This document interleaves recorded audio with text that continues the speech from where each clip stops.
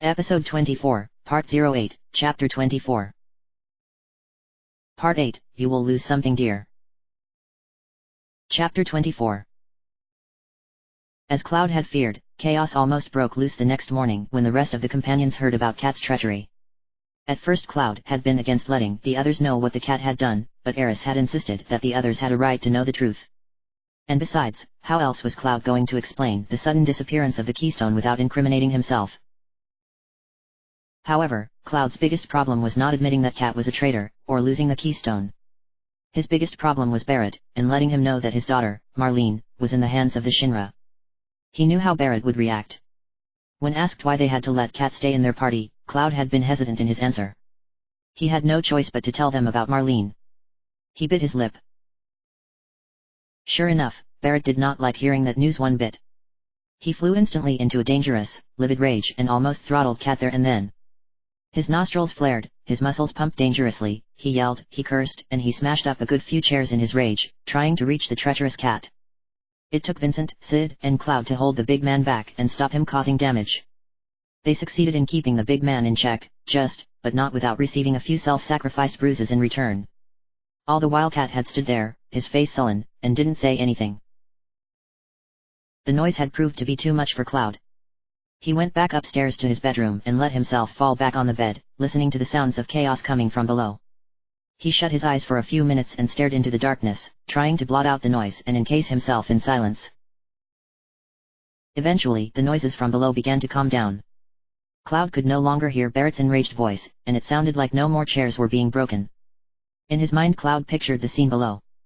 Barrett would be standing with his arms folded, refusing to look at anyone. Sid would be sullen and grumpy. Vincent's face would be, as usual, expressionless, along with Red 13. Tifa and Eris would together be apologizing to the clerk for the mess and paying for whatever damage they could. Yuffie would probably be distracted. Cat. He didn't care what the cat did. Slowly Cloud sat up. It was now completely silent on the floor below. Strolling over to the cabinet, Cloud picked up his large sword and the Yoshi-Yuki, and began to strap it once again to his back. Time to test his theory. He stepped out of the bedroom. Sure enough, the others were standing almost exactly like he had pictured them, with a few differences, of course. Barrett was standing with his arms folded, his lips curled into an expression of suppressed anger. Most of the broken chairs had been pushed to one side. It seemed as though Eris and Tifa had made some attempt to clean up the mess. "What took you so long, Cloud?" Cat said cheerfully. He was by the door waving his megaphone. The arm of the Mog waved with him. "Oh yeah, about the Temple of the Ancients. I think if we take the tiny Bronco east towards the sea, we should be able to find it. Well then." He rubbed his hands together. "Shall we get going? Who's gonna go?" He looked around at the others. At first no one answered him. They simply glared at him and turned away. Eris, on the other hand, had pricked up her ears at the mentioning of the temple. "I want to go," she announced firmly, turning to Cloud. "I'm going for sure." Cloud nodded.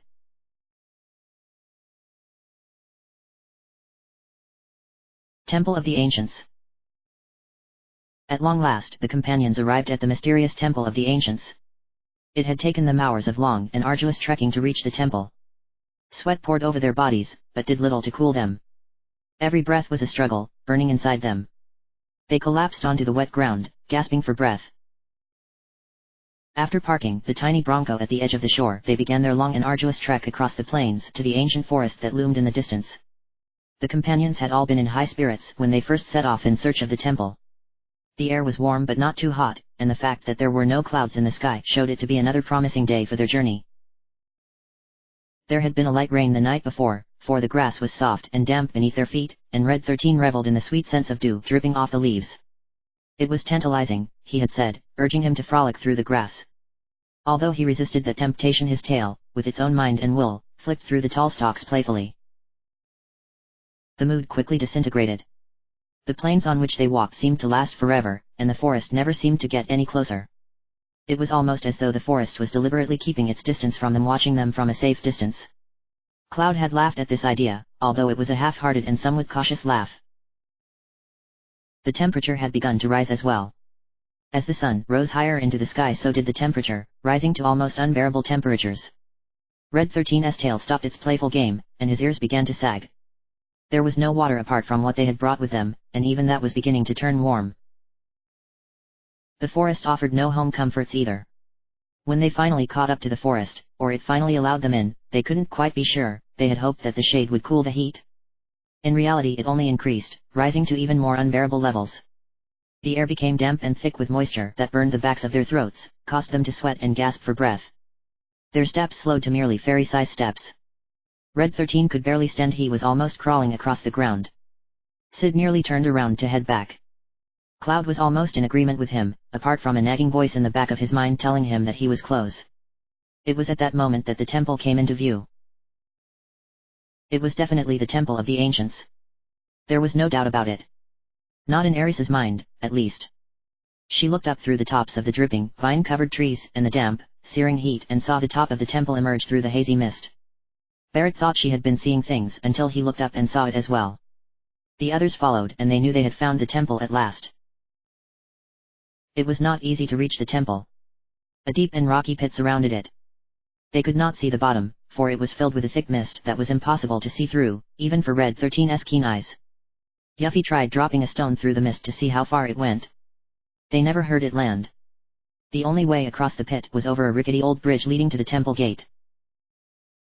A large stone wall guarded the temple. Once tall and strong, the wall had fallen into disrepair and was beginning to fall apart. Giant chunks of rock from the wall were missing. They could be found on either side of the wall lying in crumbling heaps on the soil, sinking into the mud. The temple itself still looked intact and in good condition, unlike the wall. It was built like a step pyramid of ancient times, rising high up so that it was almost level with the trees. The trees themselves seemed to separate around it, the branches growing in opposite directions as a form of respect for the ancient, abandoned structure. There was hardly any mildew growing up the stairs, no signs of damage at all. Eris was the first to step up to the temple. Staggering to her feet, she made her way slowly across the bridge. Each step made the bridge shake and quiver beneath her, as though threatening to throw her off. Then, sensing one of their own, the creaking planks of wood began to steady themselves, supporting her instead of fighting her. Also sensing the presence of other powerful forces around her, Eris came to a stop in the middle of the bridge. Her skin tingled a strange, cool feeling that made the hairs on her arms stand on end. She let her eyelids flutter shut and knelt on her knees, opening her heart to the voices that were calling out to her. "This is the Temple of the Ancients," she said. Her voice was low, barely above a whisper, but it cut through the dampness of the air and carried it to the others behind her. A cold draft brushed past her shoulders. She shuddered and wrapped her arms around her. The voices whispered close by. Eris squeezed her eyes shut, trying to hear the unspoken words. I know. I feel it. The knowledge of the ancients. Floating. You could become one with the planet, but you're stopping it with the strength of will. For the future. For us. She could feel the presence of the unearthly spirit pressing against her, trying to probe her heart for understanding. It was not an uncomfortable feeling. The unseen spirit did not look to hurt her. Eris knew it could not hurt one of their own, nor did it want to hurt anyone. It was a spirit at peace with itself, but still unable to leave the living plane. Why? She shuddered again, and she thought that she might faint. She relaxed. Just as the darkness of sleep began to overcome her, she felt a cool hand touch her shoulder and jerk her awake. Eris's eyes snapped open and looked up. Cloud was standing beside her, a concerned look on his face. "What are you saying? Do you understand?" Eris gazed at him. His face was tense and pale, and covered in the damp moisture of the air. Perhaps it was just the mist, but for a moment Eris thought she saw a green-colored aura flicker across Cloud's form, and the forms of the others behind her. Was that the essence of the life stream flowing through them, as Bugenhagen has taught her? The voice of the spirit called out to her again, and the green auras vanished. Slowly Eris stood up, accepting Cloud's hand of help despite the fact that she no longer needed it. Without looking she turned towards the temple, hearing the voice speak behind her, urging her to follow. Eris did as commanded and ran across the bridge towards the open doorway in the wall, trying to hear the faintness of the words. "You're uneasy. But happy." Eris slowly looked around her, her eyes moving blankly across the others, who were watching her. Eris did not see them. The voice whispered once more in her ear. "Because I'm here? I'm sorry. I don't understand." Eris stopped as she felt a sudden brush of movement sweep across her face. Ethereal fingers caressed her cheeks, and then her forehead went ice cold. Eris's eyes fluttered a moment as the spirit's kiss of blessing went through her body and mind, touching her soul. Eris nodded her head, a movement invisible to the others. Whispering a prayer of thanks for the spirit's kindness, she ran back to the others. "I want to go inside," she proclaimed, in such a sudden state of enthusiasm that it made the others nearly jump out of their sweat-caked skins. Eris looked at Cloud sternly. Although he had no idea what kind of powers the ancients had, it only took one look from Eris's firm green eyes to assure him that it was safe. He nodded. Eris took charge of the group, leading them past the stone wall and up the temple stairs. It seemed only right that, as an ancient, she should be the one to lead the way. This was almost like coming home for her, in a strange sort of way. One of the last known structures of her heritage. They began to climb. Like the temple, the stairs had also fought the fate that threatened to break them. The steps were steep and tightly packed, and the exhausted bodies of the companions fought hard against the climb. As though sensing their fatigue, the stairs seemed to widen and lower themselves, making it easier to climb. Eris explained this as the spirits granting their blessing and allowing them entry to the temple. Barrett was skeptical, but Cloud was not so sure. When they were halfway up the stairs, Yuffie's eyes trailed towards the door. As she was about to lower her gaze, she saw a sudden flash of movement. Calling out to the others and grabbing her shuriken, she began to dart up the stairs. The others followed her, hands also rushing to their weapons. They reached the top of the stairs, panting, gasping, exhausted. They looked around. The platform was empty, and the doorway was dark and shadowy, but also empty. 8 pairs of eyes turned to glare at Yuffie, who looked around in bewilderment. Barrett and Sid hurled an abusive rebuke at her for making them rush, but Yuffie was insistent that she had seen a figure step out of the doorway and fall to the ground. A dark figure, clad in a black cape. Eventually Eris turned away from the argument and looked towards the temple door. Although she could not hear the spirit's voice calling to her now, she could feel its presence beside her, slowly pushing her towards the door, urging her to enter. Holding her staff firmly in her hand, she stepped cautiously into the shadows. Passing through the door, Eris found herself stepping from a world of light into a pool of infinite shadows. At least, that was how it seemed to her eyes. There was very little light shining inside the temple, mostly due to the fact that the sun was rising at the back of the temple, and would not enter the temple until later in the afternoon. Eris blinked and peered into the dark, trying to adjust to the shadow. Steadily her eyes began to adjust and Eris started to look around her. The inside the temple was nothing more than a simple small room, which was just about empty apart from 4 stone pillars holding up the ceiling. The ceiling itself was cracked and torn, and looked ready to drop at any second. The air was dusty and stale, and when mixed with the moisture in the air it made her throat clog up so much that she nearly coughed. Just as began to cough, something else caught her throat and made her voice stop in mid-choke as some sort of strangled croak. Her sight had cleared completely, her eyes fixed on a shadowy figure that lay ahead of her. At the other end of the room, just a few feet away from her in fact, was a stone altar. The man was sitting on the ground in front of that altar, one leg drawn up to his chest, the other lying weak against the ground. The man's dark suit had been slashed open, and blood oozed from a terrible wound in the man's chest and stomach, which he was pathetically trying to hold together with his blood-soaked hand. His shirt was almost completely red. Seeing the shadow fall on him, he looked up and gazed at Eris through lengths of dark hair and hazy vision. Eris gasped, her voice echoing strangely in the silence of the room. "Hey! It's Tseng!" she cried. She completely forgot about her cough. Hearing Eris's startled cry, Cloud entered the temple and stood beside her. After blinking for a few seconds to clear his sight, he too saw Tseng sitting weakly at the foot of the altar. Seeing them looking, the Turk tried desperately to stand. He held onto the edge of the altar with one hand, while the other clutched pathetically at his wound, trying to hold the slashed shards of shirt and flesh together. "Tseng? Of the Turks?" Cloud said, astonished. He knew he should not be surprised to see the Turks or the Shinra here before them. Kate had already warned them about that. Then he saw Tseng's wound. He stared at it, feeling a sudden pang of fear and sympathy for the Turk leader. Did he really want to know how it happened? Before he could ask the question, Tseng was on his feet, albeit weakly, and was starting to limp over towards them. He was limping, his left leg dragging almost lifelessly behind him, another painful injury. The pain showed on his face as he gasped and sweated, making his way over to stand a little ways in front of Cloud. I've been had," he muttered through gritted teeth as he staggered over to the group. "It's not the promised land." Sephiroth searching for? Cloud's eyes widened. The strange pressing sensation that had been growing in the back of his mind since they left the tiny Bronco pressed a little harder. His head began to throb a little. Sephiroth! He's inside! Look! For yourself!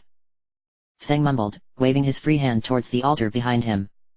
The sudden movement sent a wave of dizziness rushing to his head. His good leg wobbled beneath him, threatening to give in. Tseng fought to stay standing. Eventually the wobbling ceased.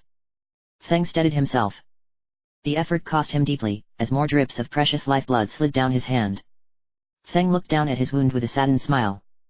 He sighed. Damn!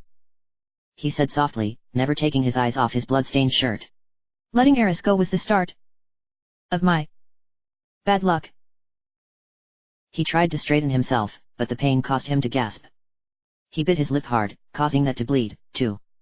The president was wrong. Eris, who had been staring at Tseng with widened, fearful eyes up until that point, suddenly narrowed her gaze and shook her head. You're wrong, she said. Her voice was fierce and growing in anger. The promised land isn't like what you imagined. And, I'm not going to help. Either way, there was no way Shinra could have won. Suddenly she turned away, overcome by emotions that were welling up inside her. Her face burned, and tears were stabbing the back of her eyes, threatening to burst out into the open. She half ran, half fell over towards the nearest pillar. Her shoulders began to tremble. Tseng watched her slump against the pillar, shoulders trembling, refusing to look at him. He looked at her with a secret longing. Realizing that he could never have her, his dark eyes saddened and he looked away. Pretty harsh, he murmured. He raised his gaze to Cloud. Sounds like something you would say. Reaching into his bloody pocket, Tseng pulled out the keystone and held it out to Cloud. The man's hand was shaking terribly. It was also beginning to turn pale through loss of blood. For a moment Cloud felt a pang of sympathy for the Turk. He had no doubts now as to who had injured him so. He held out his hand, and Tseng dropped the keystone into his open palm. The keystone. Place it on the altar, Tseng told him. He was becoming breathless, and his voice was strained with each word he spoke. He seemed about to say more, but the words would not form and he coughed. Blood stained his lips and fingers, and was warm in his mouth. Tseng smiled sadly and shrugged his shoulders. Ignoring Tifa's offer of help, he began to stagger back away from them. He moved towards the far pillar and leaned heavily against it. After another violent cough that wrecked his body and made it shake, he slumped heavily against it, sliding down the side of the pillar and onto the floor. His head dropped towards his chest.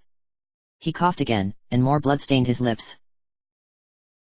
A hand brushed against Cloud's arm. He turned to look at Tifa standing beside him. He was surprised to find her eyes filled with tears. Seeing his concern, Tifa quickly shook her head and pointed in Eris's direction. Cloud looked. Eris was still by the pillar, her head pressed against the stone. Was she crying? Cloud thought he could hear the sound of sobbing. Patting Tifa reassuringly on the arm, he walked over to the pillar. Yes, it was Eris's tears he could hear. She was trying hard to hide them, but in the silence of the room he could easily hear them. He reached out to touch her shoulder, but he quickly changed his mind. He turned away from her. You crying? Behind him, he heard Eris's sobs become louder. Things with our enemy, the Turks, but I've known him since I was little. The ancient replied between her sobs. The salty taste of tears burned in her mouth. She glanced at Cloud through tear-filled eyes. There's not a lot of people I can say that about. In fact, there are only a handful of people in the world who really know me. Another heart-filled sob choked out her words, and she hurriedly turned away to hide the new tears that spilled down her cheeks. Cloud did not say a word. He didn't need to ask which handful of people she was referring to. He suddenly realized the bitter truth about her existence. From the moment of her birth she and her mother, her real mother, had been hunted by the Shinra. After her mother died and she moved in with Elmira, the Shinra hunted her. Eris had to grow up in a world where she was constantly being looked for. She would have had to keep the truth about herself a secret, to stop people getting to know her too well in case they turned her in. Cloud bit his tongue. Of course, very few people would know the real Eris. Despite her smiles and words of trust and happiness, it must have taken Eris a lot to truly trust anyone. Yet she had placed her trust in him. She put tremendous trust in him on the day they met, when he helped her escape from Reno and his Shinra soldiers. And she continued to trust him, even now. While he was lost in his thoughts, he didn't realize that the others were talking. Eris had finished her crying now and was wiping her eyes, trying to laugh as Yuffie and Sid tried to cheer her up with small jokes about the state of the temple. Tifa had been trying to bandage Tseng's wound. The Turk was unconscious now and sleeping soundly. Kat assured Eris that Tseng would be alright, the Shinra would rescue him pretty soon. Eris was relieved to hear that. Meanwhile, Vincent had gone over to the altar and was looking down at it with interest. It was a simple altar, nothing special, rather like the keystone. It was simply a rising block of stone, which was entirely smooth apart from a small number of spherical-shaped grooves on the top surface. These slots were a variety of different sizes and only one seemed big enough to fit the keystone. Vincent traced the sharp finger of his golden claw around the edge of the groove, thinking. Now broken from his thoughts, Cloud walked over to stand beside the dark-haired man as he stared at the altar. The keystone was in his hand. Cloud met Vincent's gaze and knew what he was thinking. There were no visible doors leading to any other part of the temple. That meant that the route they were about to take was one way. Once the keystone was activated, they could not turn back. Vincent nodded. Cloud turned to the altar. "Let's put the keystone in," he said. The others came to stand around him. Tseng, who was just beginning to come round again, watched them through hazy eyes. Eris turned her head away from him. Cloud did not notice. He stood right next to the altar and lowered the keystone gently into the slot. It slid in easily, fitting with a gentle click. They waited. For a second or two nothing happened. A few more seconds passed, and still nothing happened. The companions held their breaths so tightly inside themselves that they feared their lungs might burst. But neither one dared to breathe, no one dared to break the eerie silence that had fallen when the keystone joined with the altar. They stared at the keystone, unmoving, their hearts wishing for something to happen. Their wish was granted. A deep humming sound began to resonate within the altar. The hum rose up through the stone until it touched the keystone, which began to quiver and shake with the silent tune. The keystone then began to glow a mysterious shade of blue, a color that glowed eerily in its dark form. The rune-like words carved onto the keystone's surface shimmered brightly. The magic was activated. The light began to spread.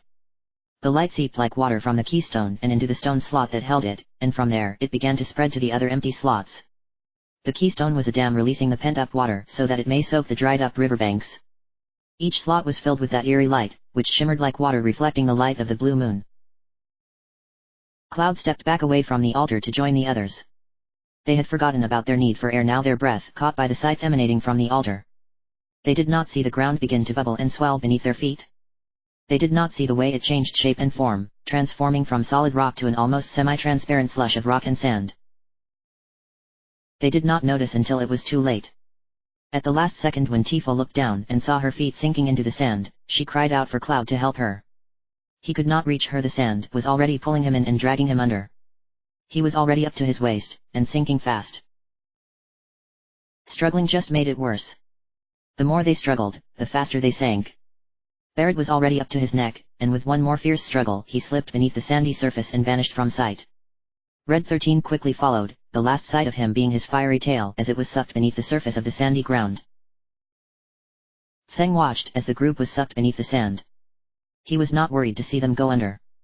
He had seen it happen before, he knew that they would be safe. The last sight he saw before pain took him under its wing again was Eris. Eris had been the only one not struggling. She looked at him with her gentle green eyes. She whispered something. And then she vanished.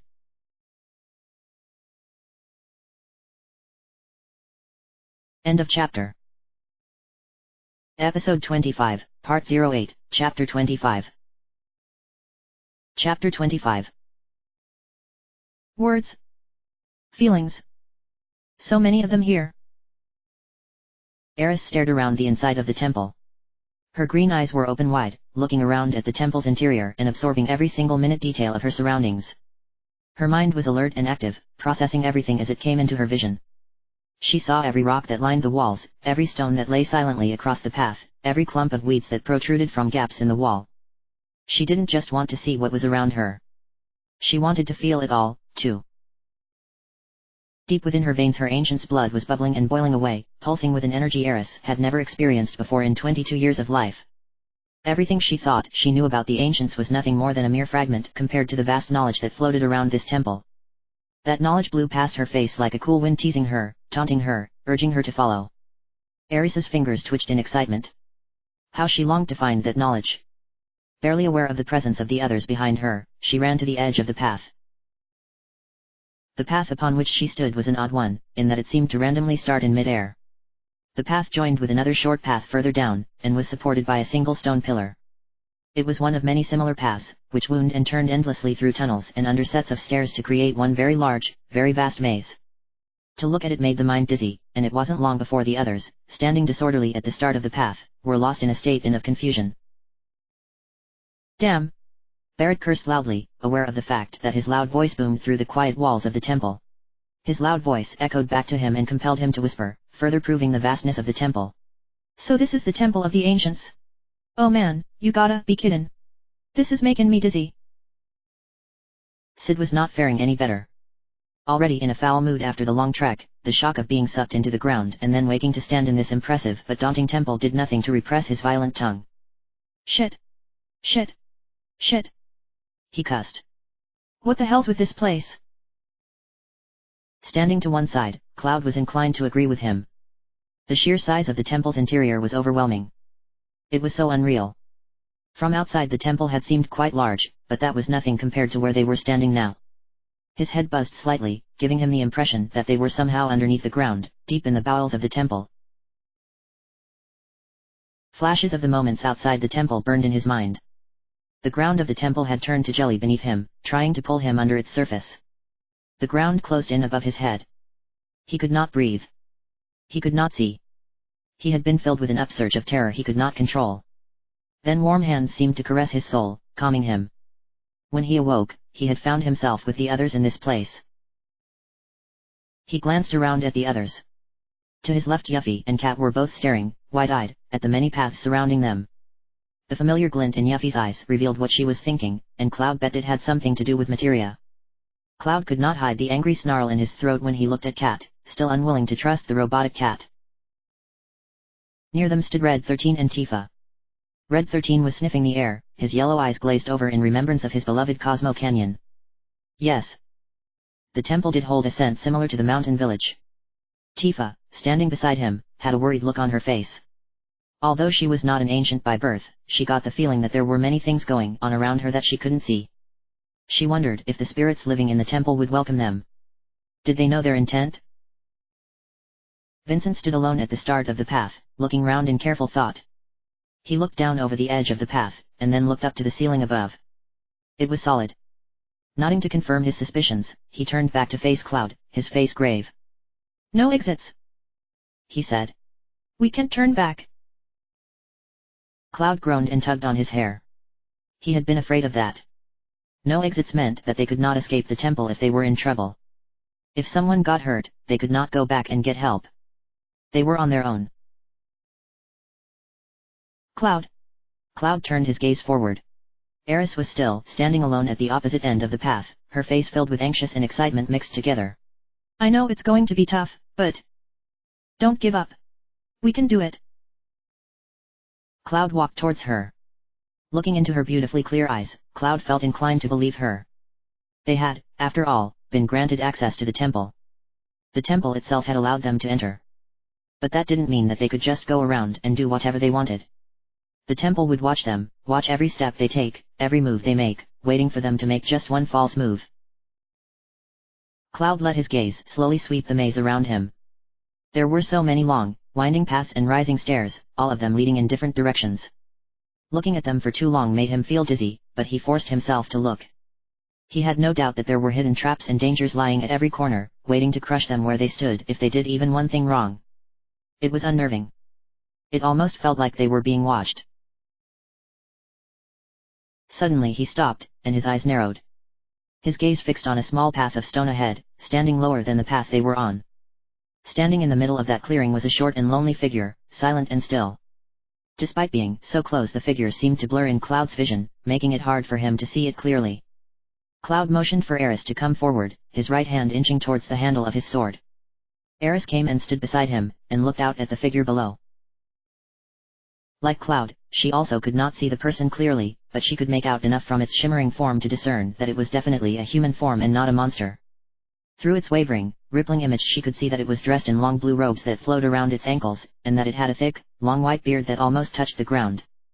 A large brown hat sat lopsidedly on its head, blocking its face from her sight. But she didn't need to see its face to know that it was not a threat. There was no air of malice surrounding it. "Wait a second," said Eris quickly, putting her hand on Cloud's arm to stop him from drawing his sword. Seeing his hand relax, she stepped right up to the edge of the path and, leaning over as far as she could without tumbling straight over, she waved to the person below. "Hello," she called, her voice loud and cheerful, making the others jump. "Say, hello. Up here." At the sound of her voice, the person in the brown hat jumped, looked around in bewilderment, before finally looking up at her. When he saw her standing there, smiling her cheerful smile and waving to him vigorously, he jumped, ran around frantically for a second or two, and then began to run away from them at top speed. "Hey, wait!" Whether he heard or not didn't matter. The man was running fast, almost tripping over his robes in his hurry to get away from them. He half ran, half fell through a dark, open doorway at the end of the platform, only to appear seconds later through another doorway just around the corner from it. The man looked around wildly for a moment before he jumped onto the ledge and onto another platform below. Without looking to see if anyone was following him, he continued to run. He was being followed. Eris was running as fast as she could across the stone-paved ground. In her hands she held the long folds of her dress to keep from tripping over them, her necessity for speed being most important. Her boots thudded loudly on the stones, kicking up dirt and dust in her wake, but she didn't care. Somehow she just knew that she had to catch this man to stop him from running away from her. Behind her the others followed, trying to catch up. The blue-robed man continued to run. His brown hat bounced wildly up and down on top of his head, slipping a little with each bounding step, yet never enough to fall. He ran straight into a tall, rising wall at the end of the path. Over the years, ivy had taken over this wall. Deep cracks in the stone structure were barely visible beneath the thick covering of the thick, green stalks. But instead of breaking apart, the stones perhaps held firmer by the ivy that gripped it. The thick vines pierced the grey stones and crept up the wall, creating a strong ladder that would hold even Barrett's massive form. Knowing this, the blue-robed man threw himself against the wall. He dug shimmering fingers into the leaves, which did not rustle at his touch, the sharp leaves never seeming to prick the fabric of his robes. He climbed swiftly up the wall, perhaps too swiftly. When he reached the top he looked down, saw Eris running towards the wall. He waited a moment, before he began to run again. "Please, wait." Eris reached the wall. Like the man, she leapt up and grabbed onto the wall of vines. A sharp cry escaped her lips as the sharpness of the leaves dug into her skin. She almost fell. Tears stung the back of her eyes. Remembering her mission, she pushed the pain aside and began to scramble up the wall. She ignored the leaves that scratched at her arms, leaving short but visible trails of red down her bare skin. She ignored the sound of Cloud's voice, and Tifa's, calling for her to slow down. Finally, she reached the top. She pulled herself up onto the ledge, relieved to finally be out of reach of the stinging ivy leaves. Looking down at her arms, she saw that they were scratched and torn. Some of the wounds were so deep that they bled, thin trails of warmth down her arms. Her dress was torn and frayed at the edges. Suddenly aware of eyes watching her, Eris looked to her right. The blue-robed man was standing not too far away, halfway up a set of stairs. He cocked his head inquisitively, before turning and beginning to jog up the stairs again. Eris, sighing heavily, pulled herself to her feet and began to follow him. At the top of the stairs was another ivy-covered wall. Much to Eris's relief, the leaves on this patch of ivy were much softer than before and did not scrape her skin. She looked up to see the man was already at the top of the wall, looking down at her. How did he get up so fast? He watched her climb for a moment and then, as though sure that she would get up safely, he turned and walked through an open doorway. When Eris reached the top of the wall, she was just about ready to give up. Her arms and legs burned from the running and climbing, and her lungs ached with each breath she took. But she could not rest just yet. She forced herself to stand, to steady herself on her feet, and walked bravely into the room. The blue-robed man was there, waiting for her patiently beside the far wall. Eris staggered into the room, which was filled with a faintly stagnant air. There were no treasures in the room, nothing different to make it unique. But it was strangely comforting. The man stared at her silently, his slightly transparent face gazing at her, his almost empty eyes probing her. Nyam. Nyam. The man mumbled incoherently, as though the words were not familiar to him. It was as she gazed at the man's transparent form that she finally realized who this man was, what he was. She breathed deeply and sighed in relief. She stood still in the shadows of the room, gasping for breath, unable to speak. Less than a minute later the others arrived, collapsing onto the outside platform as they finished pulling themselves up the ivy wall. To judge from their gasping, agonized breaths, they were exhausted, too. One by one they entered the room, standing silently behind Eris. "Huyo," Eris said when she could finally speak, although her voice was still faint and breathless. "We finally caught up to you. I'm sorry. You waited for me." She corrected quickly, seeing the man's puzzled face at the word caught. Eris nodded slowly and turned to face Cloud and the others, who were waiting behind her. "Those are the spirit bodies of the ancients," she explained, waving a hand at the spirit-like man behind her. "They've been away from their planet for a long time to protect this temple. Over the many years, they've lost the ability to talk. Actually, they didn't need words from the beginning because there was only one objective for those left in the temple." She turned back to face the blue-robed man still standing behind her. His white, bearded face was inquisitive and piercing, looking through Eris with eyes that seemed to look into her very soul. Eris did nothing to hinder him. It was the spirit of one ancient communing with the spirit of another. She had nothing to fear. Although he could not speak to her in words, Eris knew that he was trying to tell her something. His eyes, which were probably once as blue as the sky, now as grey as the temple, were anxious. They looked at her with a sense of urgency, even of fear. She tried hard, but she just couldn't make out the strange mixture of feelings and words stirring in her mind.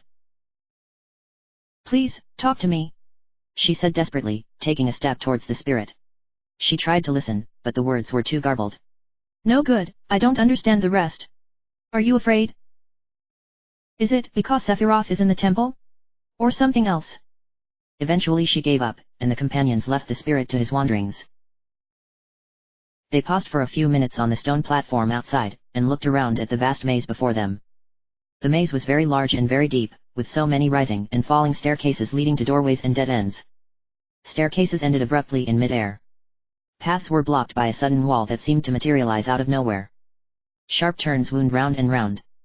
Eris seemed to think that they should head down, and so they began their long trek around the temple maze. More than once they got lost wandering around the labyrinth of the temple. Despite their best efforts to find their way through, they somehow always ended up walking straight into a blank wall or reaching to bottom of a set of stairs that didn't lead anywhere except a long fall into the black depths below. Cloud had been right on one thing. The temple was filled with many dangers just waiting to leap out at them. Almost immediately after leaving the spirit's chamber they were attacked by the temple monsters. The monsters just seemed to appear out of thin air and caught them off guard. On more than one occasion they barely escaped with their lives. The first problem they encountered had appeared when they were climbing down the ivy wall. A small green dragon, known as an ancient dragon, suddenly swooped down from above, surprising the companions. The dragon brushed past Sid as he stood on the path, waiting to climb down. The suddenness of the attack caused him to lose his balance and he started to tumble over the edge, until Vincent grabbed hold of Sid's spear and pulled him to safety. The dragon itself was easily dealt with. Red 13 utilized the power of the summon materia equipped in an anklet around his front paw, using its power to banish the creature.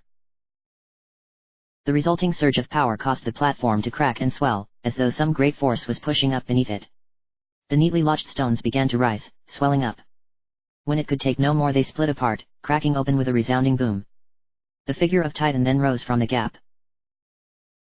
Tall and muscular, far beating Barrett in terms of strength and size, Titan was a sheer beast of a man, or summon. His arm muscles were as thick as tree trunks and just as strong, as he proved with his next action. Seeing the dragon flying towards them, Titan leaned over and pulled a great big chunk of rock from the ground. With careful aim he threw the rock at the dragon. It was a perfect hit. The chunk of rock smashed into the dragon head-on before it had a chance to see and swerve. There was a sickening crunch as bones were crushed. The dragon fell from the skies. It landed on the ground far below the rock on top of it, burying it for all eternity. The second obstacle that slowed their progression was a very big problem. After finally finding a promising route downwards, Eris had spotted another temple spirit watching them from a platform below. Like the first, it seemed to wait for them to get near, before running off and into a dark doorway further up. Seeing this as a sign to where they should go, Eris urged the others to follow her. When they entered the temple, it was very nearly the last thing that they ever did. Spurred on from hope that they were finally getting somewhere in this maze of corridors and stairs, they picked up their pace. They were moving so fast that they did not see the danger approaching them until it rolled in front of their path, a dark rolling shadow. Another trap! Cloud muttered angrily. His gaze followed the giant circle of stone as it rolled down the corridor, disappearing in the shadows that blocked their view of the other end. Peering cautiously round the corner, he saw another stone approaching. Quickly, he withdrew his head, else it would have been struck by the stone. He didn't want to think of what would have happened if they had not stopped in time. They would have been squashed underneath a boulder of heavy, condensed rock, their splattered remains staining the ground. He shivered. Are you sure that spirit guy came in here? Cloud asked despondently, turning to Eris, who was standing behind him. Eris looked up the corridor. For a brief moment between the falling slabs, she could see the hazy outlined figure of Blue waiting at the top of the corridor. Yes, she said confidently. We must go on. Seeing Cloud's disheartened gaze, she grasped his hand. We can do it, she assured him. She turned to the others. I know we can. Just a little more. Please. Just a little bit more. Whether it was the look in her eyes or the words she spoke, somehow it worked. The others, who were exhausted from their long day of walking and fighting and running, climbed to their feet and stood beside her, ready to move on. Eris beamed with pride. She knew they would not give up yet. But how are we going to get across this? Tifa asked as another large stone slab came past and disappeared into the darkness. There seems to be no way through. Eris frowned in thought. Tifa was right. The stone slabs would crush them before they could make it to the top, that was for certain. But Eris knew that the spirits of the temple would not guide her wrongly. There must be a way across. She turned back to the path. She gazed at it closely, inspecting it thoroughly, trying to figure out some way of reaching the top. There was a small alcove, possibly another path, about halfway up the corridor. If they could somehow reach that without the stone slabs hitting them, then they might have a chance. Although each stone slab had a deep groove cut into its side, Eris knew that there would be little chance of them being able to hide in it. Barrett's big frame would never fit into that groove. Either that or he would get stuck and be carried off for all eternity. She giggled at the thought. What are you looking at a time like this? Barrett snapped angrily. And nothing, Eris said hurriedly, swallowing her laughter. When she was sure she could speak, she turned to the group. Listen, I think I know how we can get across. There's another path halfway up. These stone slabs are wide, but not wide enough to fill the whole corridor. If we press ourselves against the wall and move along carefully, we should make it. She looked for their response. Kat and Barrett didn't look too thrilled with the ideas. Their larger bodies meant it would be harder for them to press against the wall. Kat pawed at his mog body lovingly. He didn't want that to get crushed into pieces. Barrett looked to Cloud, expecting a defiant remark of refusal. Instead, Cloud smiled. All right, he said, and Eris jumped for joy. Let's do it. What? Cloud, you spiky-headed bass. But we'll need to be quick, Cloud added hurriedly, ignoring Barrett's angry glare. We can't afford to waste any time on this. Sephiroth, or the Shinra, he said with a glare at Kat, are already ahead of us. Let's get this over with. The others nodded and turned towards the path. The stone slabs moved at regular intervals, making it possible for them to time the best moments to run to the other side of the corridor. Once they stepped out into the path, it was all or nothing. Any hesitation meant that they would be crushed beneath the rocks. Eris went first, leading the way. Immediately after the first stone slab passed her ran out into the corridor. Yuffie ran with her, Cloud deciding it would be faster if they went two at a time. The two girls ran quickly to the other end of the path and threw themselves against the wall, just as the next stone slab rolled by. That done, they began to slide along the wall. They took small and careful steps up the path, taking every care to keep them pressed firmly against the wall. Another stone slab passed them by. It was so close Yuffie felt she would only have to lean over and feel the rock scrape her skin. She swallowed hard, and her throat hurt. Tifa and Red 13 ran out next, followed closely by Sid and Vincent. Returning the favor, Sid reached out and grabbed hold of the long folds of Vincent's cloak, holding them close as the slabs threatened to trap them. Now only Cloud, Barrett, and Kat remained. Barrett was still reluctant to cross the path. Ain't no way I'll fit, he protested fiercely. There has to be another way. I'll be damned if I'm gonna. He never got to finish his sentence. In mid-speech, Cloud shoved Barrett roughly out into the corridor and into the path of another rolling slab. Barrett stared in fear for a second, before he quickly leapt to the other side of the wall, shaking his fist and cursing Cloud's name. Cloud then turned to Cat. "Ha, don't worry," the cat assured him hurriedly. "I can get myself across, thank you."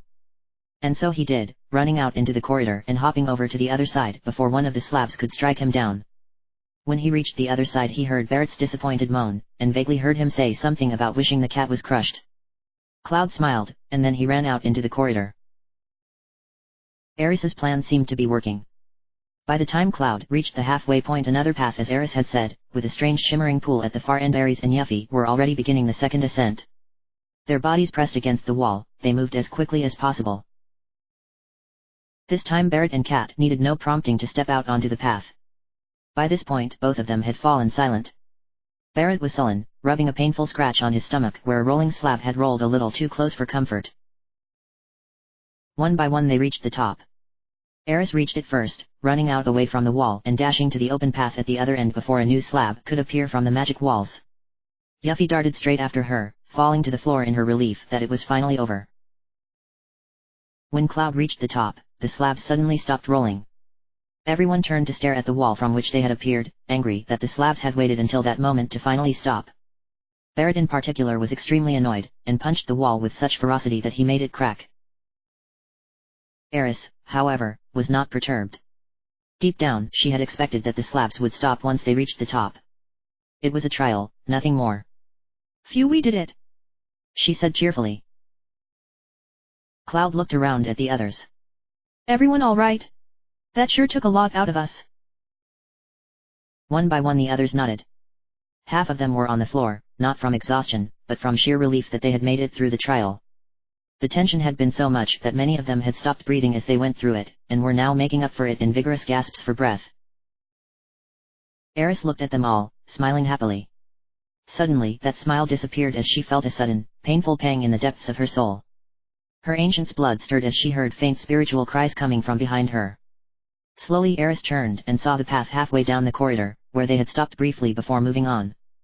The cries were coming from there, urging her to come and see. Gripping her staff tightly, Aris obeyed the spirit's words. The others were just climbing to their feet again when they heard Aris cry. Cloud looked up and saw her running towards him from the side path. Her face was desperate and filled with fear. "Oh no," she was saying as she ran up to them. "Cloud, come quick. Hurry, this way." She turned and ran back to the corridor, disappearing round the corner. Cloud didn't wait to hear the others' approval. He, too, could sense the overwhelming danger growing inside the temple. The deeper they descended, the greater the danger became. He could almost feel Sephiroth's presence close by. Looking behind, he saw that the others sensed that same danger, forgetting their own fatigue and running alongside him. They ran into the corridor. Cloud looked around for Aris. The woman was standing at the far end of the path, behind the shimmering pool that Cloud had noticed briefly when they passed by. Aris was looking down into the surface of the pool, listening and shaking her head fiercely. The pool was wide and circular, cut deep into the rock. Its edges were rough and jagged and had an eerie hue to them, which Cloud didn't recognize at first. The pool itself shimmered with a variety of colors. Mainly a purplish-blue hue, it also varied between shades of green, silver, yellow, red, and even gold. The water's surface bubbled gently, and clouds of steam rose from its surface. But the water was not hot. The steam was cool against the skin, like the cool touch of a mid-autumn breeze sighing with relief for the end of the summer. A puff of steam rose from the surface, swamping Aris in its thin, damp cloud. The water glittered strongly for a second before returning to its faint shimmer. Aris shook her head again and looked up at Cloud. "It's full of the knowledge of the ancients," she said, trying to calm the anxious tremor in her voice. "No. Not knowledge. Consciousness. A living soul. It's trying to say something." She knelt down on the rock and peered into the water. "I'm sorry, I don't understand." Cloud and the companions watched as Aris shook her head again. She then proceeded to lie down flat on the rock, and stretched out her arm, placing her hand beneath the surface of the water. She flinched, for the water was indeed very warm, but not enough to burn her. Now she could hear the words more clearly, although they were still so very faint. Whispering words rustled like leaves in her mind, fading in and out as though they were weak and trying desperately to get every bit of information out to her. Eris closed her eyes and listened intently. What? What is it? She asked of the pool. Words whispered in her ear. Slowly Eris withdrew her hand, surprised to find it red from the heat. She stood up. Danger? An evil consciousness? Show? You're going to show me? As if in response to her question, the pool began to glow brightly. Eris took a step back, shielding her eyes from the growing light. The others covered their eyes, too, as the light from the pool expanded and filled the entire corridor with a piercing white glow. Cloud felt his head buzz and the ground beneath him grow distant and far away. Somewhere behind he heard Barrett shout something, but then everything was swallowed up by the light.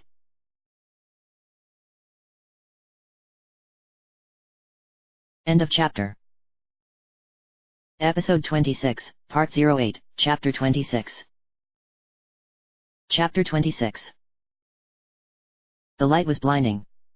It filled every corner of Cloud's vision, leaving him as blind as if he were standing in darkness. He could see nothing but the endless plains of white around him, hear nothing but the loud pounding of his heart inside his chest. His head ached terribly. The endless buzz ringing in the back of his head was getting louder. He could not see the others standing beside him. He could not hear their voices speaking around him. He was completely alone in the vast white emptiness. As if answering his silent prayers, the light around him began to dim and recede. Cloud was relieved to see the room emerge from the light, but he was surprised to find that it was no longer the room in which he had stood a moment ago. Strange, he hadn't felt his body move somewhere new. This was a new room he had never seen before, and yet the sight of it filled his heart with trepidation and awe. Cloud now stood in the middle of what appeared to be a wide, vast hall. Tall walls of stone towered around him, thick walls, strong walls, to protect the room from intrusion. There was only one entry point, a large stone door at the back of the room. Many small wooden torches lined the walls. Every one of these was lit, lighting up the wall. The eerie shadows cast by the flames made the walls themselves appear to be on fire. Through the dancing patterns of flames Cloud could see markings upon the wall. They were murals and there were many of them, painted across the stone in mixtures of ancient paint and stone carving. The pictures were strange and ancient, and though the light was dimming Cloud could not see the pictures clearly. But there were many of these murals, spreading the length and breadth of the walls. What's going on? Cloud said aloud. His voice sounded so incredibly strange in the ghostly silence of the room. There was no echo to his voice, despite the walls gathered around him. The words just seemed to disappear right after leaving his mouth, almost as though they never existed. From somewhere beside him he heard Eris's voice, faint and ghostly in the light. Wait. Look. It's showing us. People began to emerge from the light.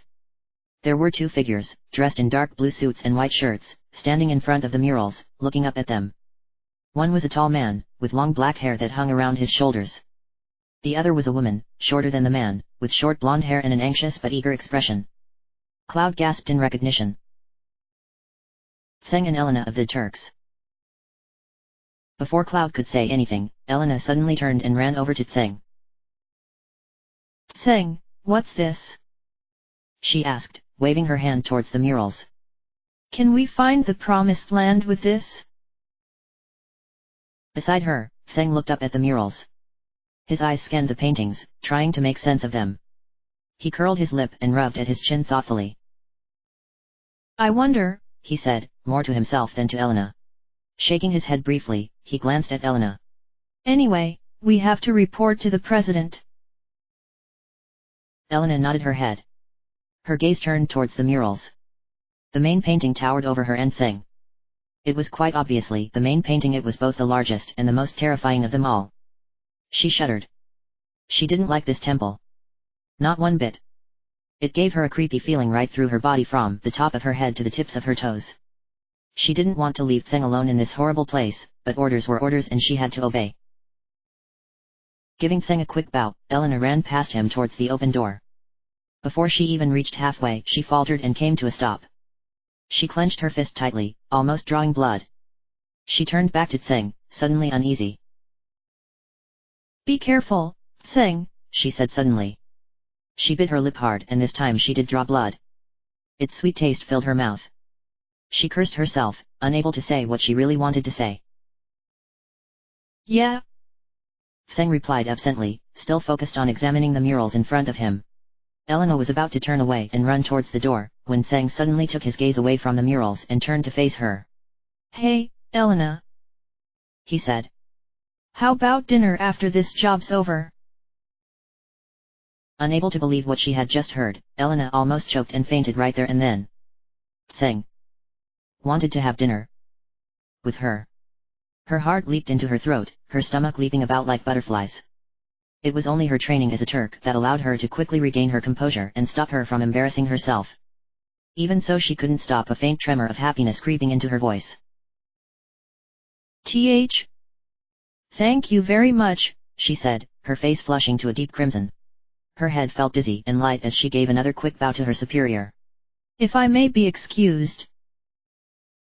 The Turk then turned and quickly darted off through the open door, wishing that the butterflies in her stomach would stop fluttering. Tseng was now left alone in the mural room. He waited until Elena had shut the door behind her and then turned back towards the murals.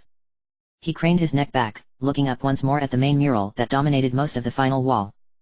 Looking up at this mural sent the same shiver down his spine. Was his mural the key to the story? He stepped closer to the wall, trying to figure it out. Is this the promised land? He said aloud, talking to himself. No, it can't be. While all this was going on, Cloud and the companions continued to watch from the back of the room. They heard the words spoken, had watched Elena turn and run from the room. They gazed up at the murals. Like Elena, they also felt that strange sliver of fear run down their backs. The murals bode great evil, and they all knew it. A sudden draft of freezing cold air brushed past Cloud's shoulder. Cloud shuddered, the hair on the back of his neck pricking up as his shoulder went numb from the sudden cold. He exhaled and his breath came out as a puff of icy white smoke. It felt as though some cold, ghostly presence had walked past him, and its frozen aura had chilled him to the bone. Cloud turned his head and looked behind him, but saw nothing. He quickly glanced at the others. They had not noticed it. He was beginning to think it was just his imagination, when a flash of white light filled the room and he heard Eris cry out in horror. He turned back to the room, and when he saw what she saw, his hand rushed to his sword. Sephiroth was there, kneeling close to Tseng in front of the murals. His body glowed with an eerie, faint white aura, and he was semi-transparent, as though he wasn't really there. The Masamune lay limp in his hand, the blade across the floor. Tseng could not see him. Another white flash filled the room and the aura disappeared, the translucency gone. Tseng turned in surprise at the sight of the flash. When he saw Sephiroth kneeling beside him, his eyes opened wide in horror. Sephiroth! Slowly Sephiroth began to stand. His black overcoat unfurled around him as he stood, the strong leather creaking as he moved. The long lengths of silver hair fell about his face, shrouding it from view. His fist clenched tightly around the handle of the Masamune, and he lifted the blade up from the floor. The edge of the blade glinted blood red in the firelight. When Sephiroth was standing, he raised his head and looked at Tseng through his glowing eyes. The sight of those fierce Mako eyes made Tseng's blood run cold. He knew he should grab the gun that he kept hidden beneath his blazer and shoot, but he couldn't move. His body refused to obey. All he could do was turn his eyes away from Sephiroth's face, to avoid looking into those cold, killing eyes. A small smile touched Sephiroth's lips. He seemed almost amused by Tseng's fear of him. He took a step forward. So you opened the door, he said, motioning with his hand the door behind them. His voice was so soft it was like a whisper. Well done. Tseng continued to avoid Sephiroth's gaze. Instead, he looked up at the murals, trying hard to ignore the oppressive cold chill that had filled the room upon Sephiroth's arrival. This place. What is it? He asked. He couldn't hide the quiver in his voice as he spoke. Again Sephiroth smiled, amused. He walked over and stood beside Tseng. A lost treasure house of knowledge. The wisdom of the ancients. He looked almost lovingly at the main mural towering above them. His eyes seemed to glitter dangerously in the firelight. He spread his arms wide and gazed up at the ceiling. I am becoming one with the planet. One with the planet? There was a white flash of light. Unbeknownst to Tseng, a second image of Sephiroth had appeared in the room. It was a flickering image, barely visible in the light of the room. It walked calmly away from the real Sephiroth and stood in the center of the room, its arms spread wide in some holy gesture. Tseng could not see it, but it was very clearly visible to Cloud and his friends, watching from the back of the room. The real Sephiroth lowered his arms and turned to face the mural again. Tseng swallowed and tried to take a deep breath. The air was getting thicker. You stupid fools, Sephiroth said harshly. The smile was gone. You have never even thought about it. All the spirit energy of this planet. All its wisdom. Knowledge. I will meld with it all. I will become one with it. It will become one with me. You can do that? Slowly Sephiroth lowered his head and stared straight ahead, fingers flexing tightly around the handle of the mass immune. When he spoke, it was an indistinct whisper. The way lies here. Suddenly Sephiroth turned, gripping his sword in both hands. He dashed forward, moving so fast all Tseng could see was a dark blur coming straight towards him. A flash of silver swiped through the air and a small spray of blood splattered onto the walls. Tseng fell to his knees, cradling an open wound in his chest and stomach. Blood beat down steadily onto his hands, staining his shirt a deep red. He tried to look up at Sephiroth, but dizziness won and he fell to the floor at Sephiroth's feet. Only death awaits you all, Sephiroth said, as a blood-red aura began to slowly seep into the room in front of Cloud and the others. But do not fear. For it is through death that a new spirit energy is born. Soon, you will live again as a part of me. He laughed. The echoes resounded off the walls of the chamber, growing thicker as the choking red aura grew deeper and darker. The spirit-like Sephiroth standing in the middle of the chamber lowered its sword and gazed directly in the direction of Cloud and the others, a chilling smile on its face. Then it leapt up and flew to the ceiling, disappearing within the red cloud. The last thing Cloud heard before the cloud closed in completely was Sephiroth's continuing evil laugh. When the blood-red aura finally faded from sight, the companions found themselves back in the stone corridor. Ahead of them the pool of water shimmered coldly, as though chilled by its own horrific vision. Eris turned to Cloud and the others, her face pale and hands shaking. Did you see it? She asked. Tifa nodded nervously. I saw it, she replied, although she wished that she hadn't. At the far side of the corridor, Vincent folded his arms and gazed at the pool. An illusion that the ancients showed. He murmured softly. Feeling a sudden wave of nausea from the pit of her stomach, Tifa slumped onto the floor. A cold chill swept across her body. She wrapped her arms around her shoulders. Sephiroth's words were echoing in the back of her mind. Tseng. She wished she could get the image of him lying injured outside the temple out of her mind, but she couldn't blot it out. She hoped the Shinra had found him in time. Memories of her father lying in a pool of his own blood. Would that be their fate?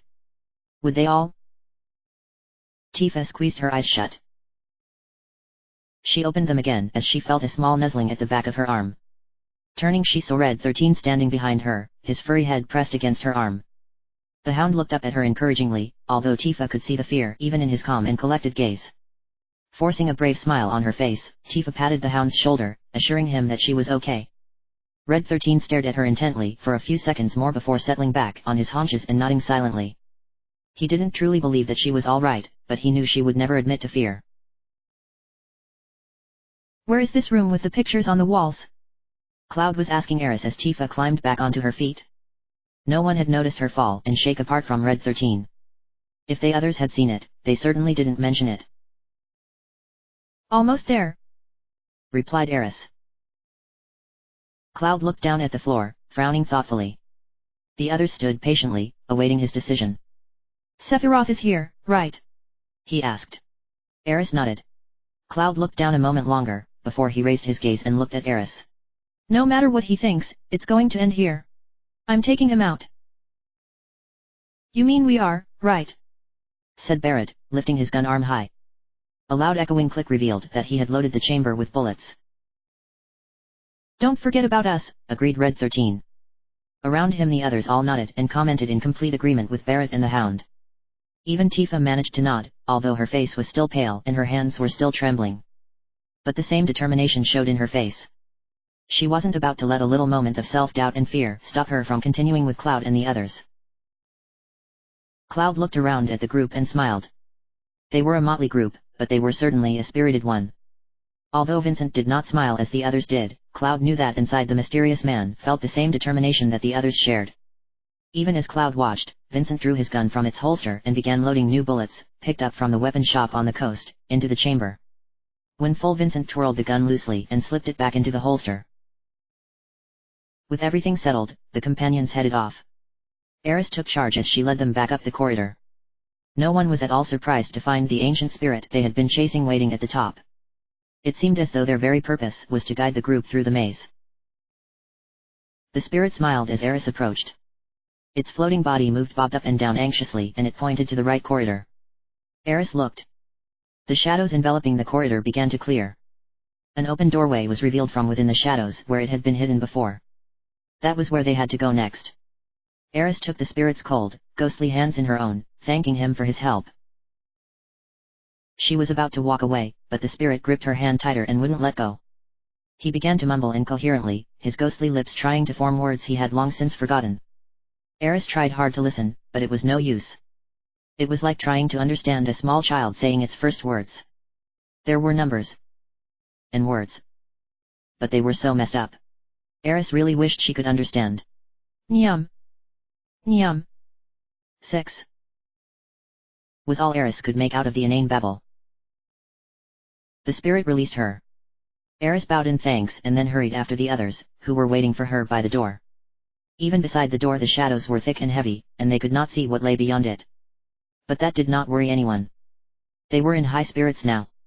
They were confident that they could handle any dangers in their path, pass any trials the temple threw at them. This level of confidence was probably only short-lived, and so they wanted to get moving before it dissipated. Cloud nodded at Eris as she approached. Eris nodded back, signaling that she was ready to move on. Cloud turned back to face the open door and stepped through the shadows. And nearly fell to his death. There was no path on the other side of the door. It came to a very abrupt end, so abrupt that Cloud did not see it until he put his foot out and realized that there was nothing to stand on. Staggering, he waved his arms wildly, and almost fell over the edge. A large hand grabbed his shoulder and pulled him safely back. Cloud glanced back at Barrett in thanks. The new room was circular and almost empty, except for open doors that were positioned around them. Each door had an ancient numeral carved above it, from I to 12. Standing alone in the center of the room was a stone pedestal, glowing a calm, soothing blue. 3 stone hands, like those on a clock, moved slowly around it. The hour hand stopped just ahead of their door, the X door. Before Cloud could ask what they should do, the light on the pedestal began to glow brighter. It brightened and lifted from the pedestal, cloaking it in a light blue aura. A small, indistinct figure appeared in the center, too faint to see clearly, but definitely there. Cloud opened his mouth to speak, but the figure spoke before him. I am the Time Guardian. The figure's voice was quiet and melodious, almost musical. It was as though the figure was speaking from somewhere far from where they were. Ye who seek the knowledge of the ancients. I control the time, select your path.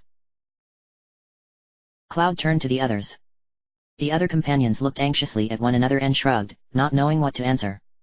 Every single one of those doors led somewhere, he knew, but there was no clue as to where. More parts of the maze? Hidden rooms containing treasure, that would make Yuffie happy? It was incredibly time-consuming to search them all. It was time they just didn't have. If Sephiroth found the black materia before they did.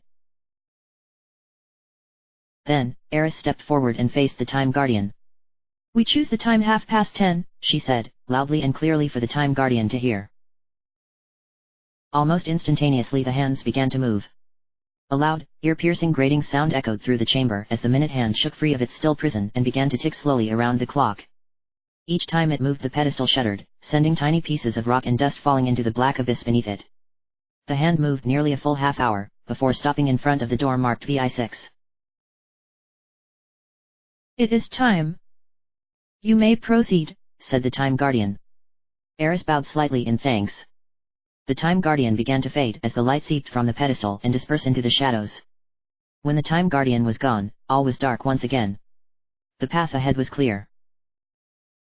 Eris turned and faced the others, grinning cheerfully. Cloud and the others were looking at her questioningly. Barrett opened his mouth and began to speak, but he quickly shut it again and shrugged his heavy shoulders. Why bother asking how she knew when he wouldn't understand it anyway? They began to make their way across the clock. Eris led the way again, being the first to make the short jump onto the hour hand, hovering about half a meter away from the door. The hand shuddered and creaked loudly as she put her weight on it, but it did not break and held firm. Cautiously she began to walk across it, one foot slowly in front of the other, but with enough speed so that she could outrun the approaching second hand, which was still ticking steadily. She reached the pedestal just as the second hand passed above the hour hand. It ticked harmlessly past and Eris quickly motioned for the others to cross before she crossed the minute hand to the sixth door. They had to move quickly, for the second hand was approaching the minute door. Yuffie and Sid ended up having to jump the last few feet to the door to avoid being swept off the hand and into the abyss. When they were all safely across, they stepped through the sixth door. The companions were surprised when they entered the next chamber. It was large, but not so much large in size as it was in height. They had been incredibly surprised when they stepped out of the doorway and saw a sheer rock face staring back at them, blocking any routes ahead. Instead the route was down below, by the means of a number of jutting ledges, each with doors. They stood on the top ledge. The companions groaned. Did they have to choose a door again? A gentle clicking sound made Eris look to her right.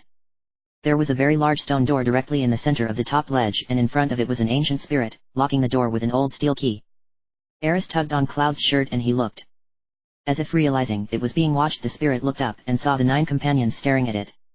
It stared too, until it jumped up in a panic and ran away, disappearing inside one of the shadowy doors. Eris ran over to the door the spirit had been guarding. The stone doors were big and thick and loomed over her. She leaned against the doors and pushed with all her might. They did not budge. Hey!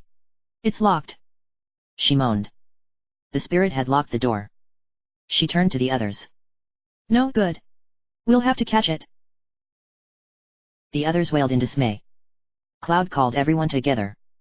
After a brief discussion and a few sarcastic comments from Barrett about spiky-headed ex-soldiers, the group split up, moving to their assigned positions on the ledges below and muttering quietly about how the black materia was more trouble than it was worth.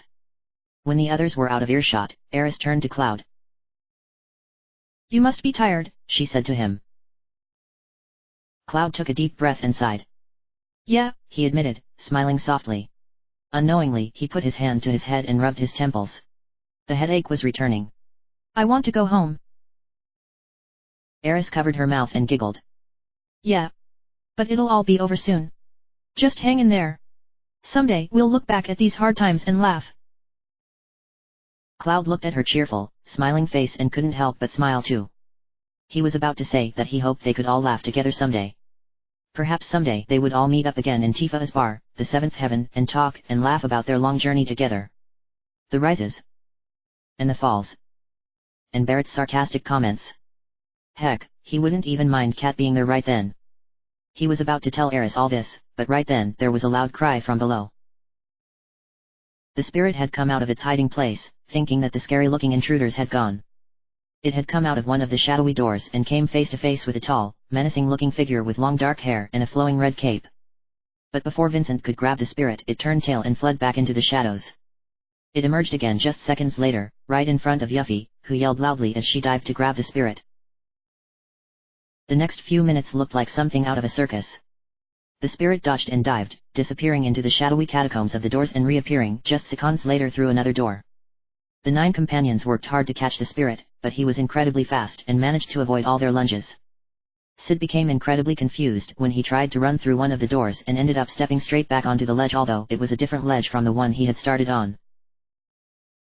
Eventually, after numberless amounts of diving and lunging, they caught the panicking spirit. The spirit stood frozen, locked in the firm grips of Vincent and Cloud, who worked together to keep the terrified spirit under control until it calmed down. They were all sweating and covered in dust and dirt. But they had the spirit now, and that was all that mattered. They left it to Eris to commune with the spirit, who, like the others, could only mumble certain words and they were disjointed and jumbled up.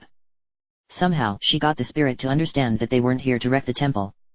The spirit seemed to sigh in relief and handed out the steel key it used to lock the stone doors. Eris said her thanks as Cloud and Vincent released the spirit, who floated off to the edge of the ledge to watch them. The key in hand, Eris walked over to the large set doors on the topmost ledge.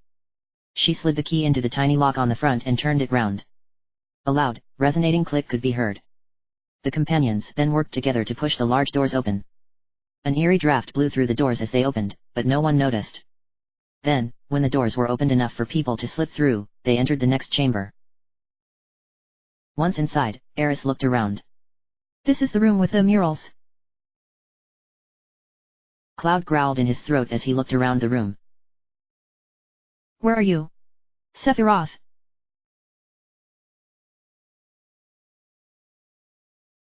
End of chapter. Episode 27, Part 08, Chapter 27. Chapter 27. A cold chill descended on the chamber. The companions stiffened in fright, as if sensing the approach of a dark and evil presence. The temperature of the room dropped so dramatically that they shivered, their breath coming out in short puffs of white. The cold froze their bodies and they could barely move. Their hands could not even move to reach their weapons. The only one able to move was Cloud. Ignoring the growing chill, he ran forward into the chamber, his glowing blue eyes looking around wildly for some sign of Sephiroth. He did not draw his sword. Sephiroth was here somewhere. Although he couldn't see it, he could feel it in his heart. Cloud skidded to a stop in front of the wall of murals. There was a flash of white light. Cloud looked to his right. Sephiroth was there. He faced Cloud, standing beside the wall of murals. His entire body glowed with a strange white aura, his image slightly distorted and multiplied, like a shadow trying to walk within the living body. He raised his gaze to look at Cloud. There was a knowing smile on his face, an evil look in his green eyes. Cloud looked back, silent. Sephiroth watched him closely, looking deep into Cloud's face, as though searching for something. When he found it, he smiled shrewdly, although it was a hidden smile, invisible to Cloud. Sephiroth spread his arms wide and began to levitate in the air, his feet hovering above the floor. So cold. Sephiroth's voice was soft but chilling. I am always by your side. The swordsman gently waved his hand to the murals behind him.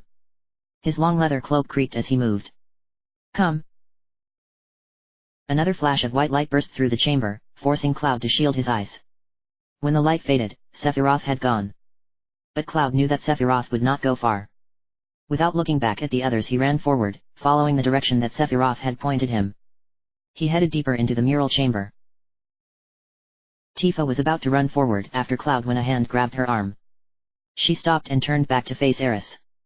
The ancient seemed somewhat apprehensive, her forehead creased in concern. Tifa didn't need to ask what it was. She could feel it, too. The entire chamber seemed on edge. The air was crackling with conflicting power, just the way the atmosphere does before a storm breaks out upon the land. This was what the mural room felt like right now. The air was electric, the hairs on her arms were standing on end.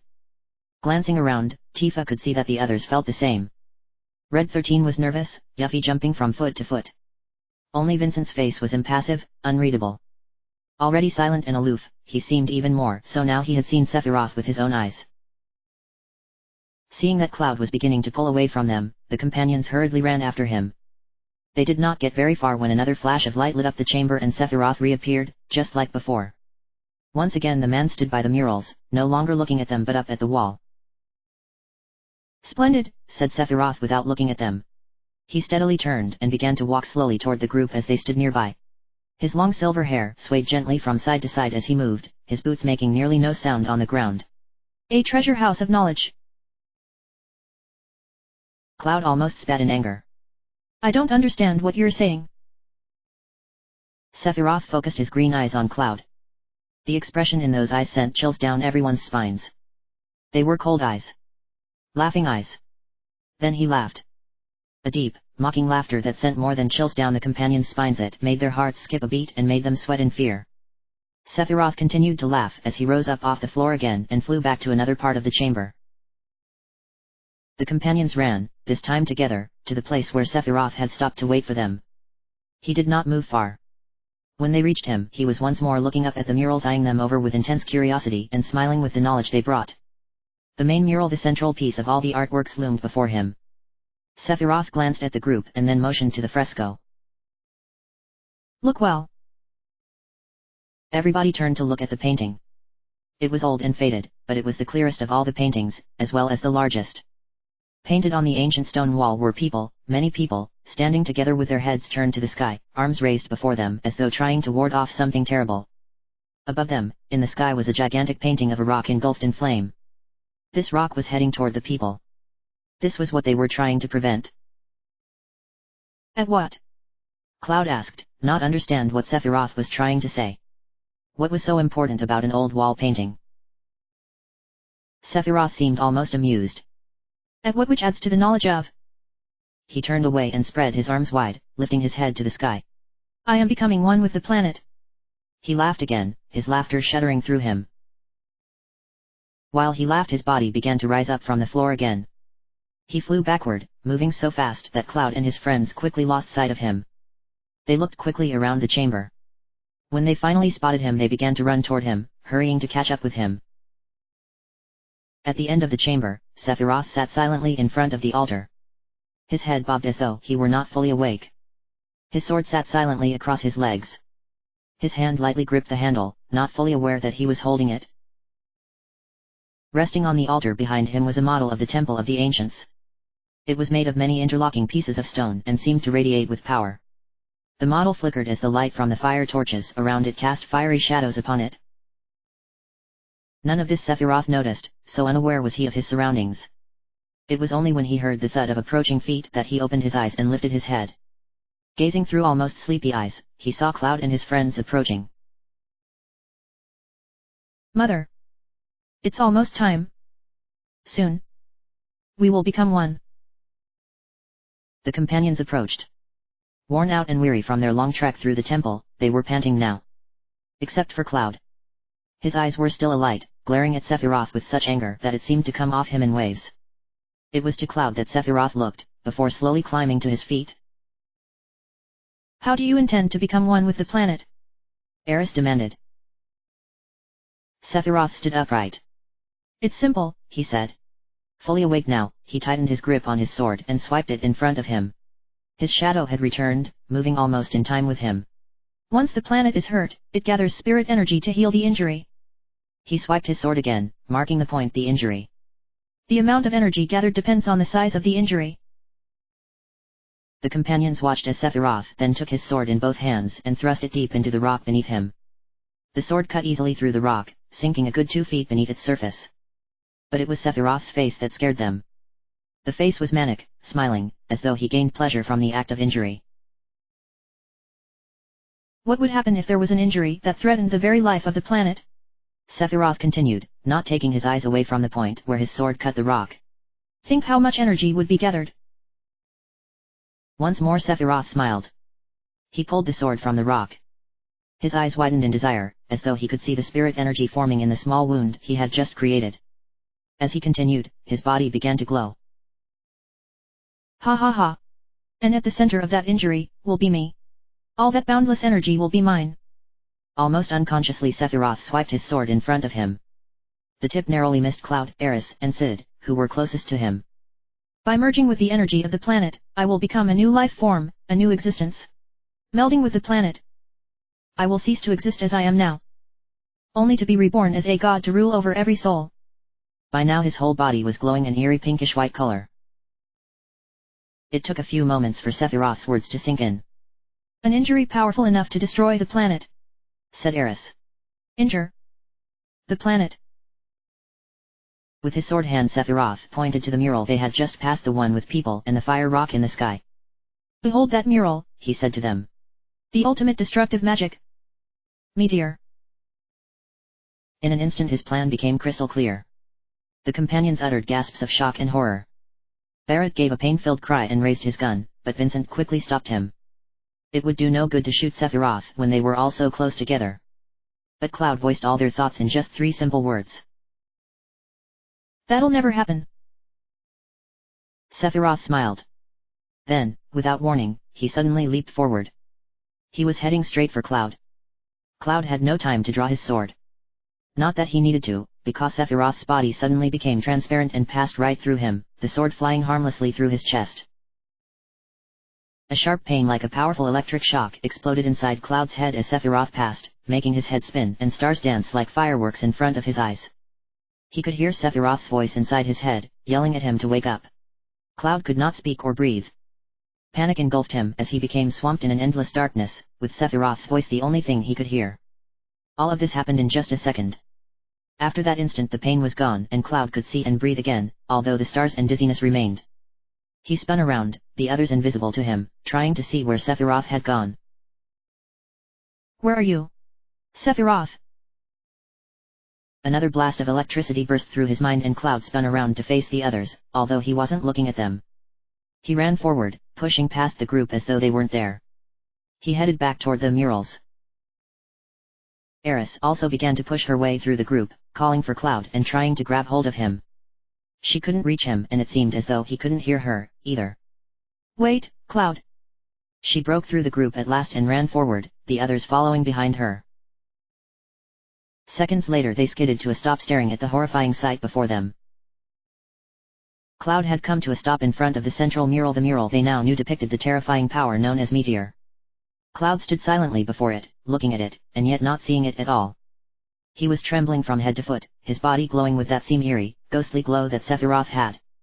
And, like Sephiroth, Cloud had a dark shadow of himself that moved with him, slightly out of time with the rest of his body.